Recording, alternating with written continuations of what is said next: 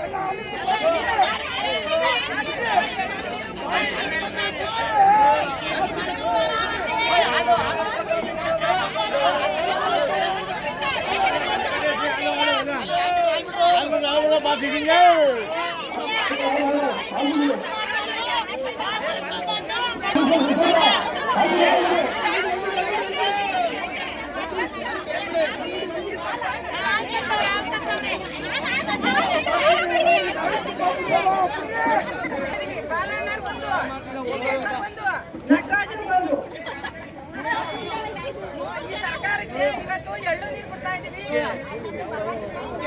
ಪರವಾಗಿಲ್ಲ, ಈ ಸರ್ಕಾರ ನಮ್ಮ ರೈತರ ಪರವಾಗಂತೂ ಇಲ್ಲ. ಸರ್ಕಾರ ರೈತರ ಪರವಾಗಂತೂ ಇಲ್ಲ. ಈಗ ಸರ್ ಬಂದು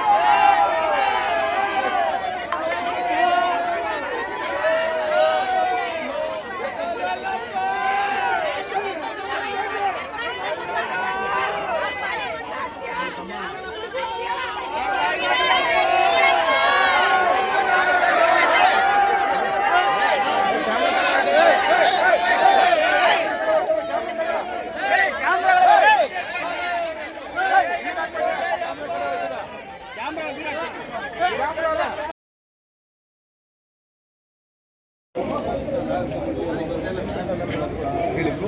ಇದು ಇಲ್ಲಿನ ಹೋರಾಟಗಾರರನ್ನ ಮತ್ತಷ್ಟು ಕೇಳಿಸುವಂತೆ ಮಾಡಿತ್ತು.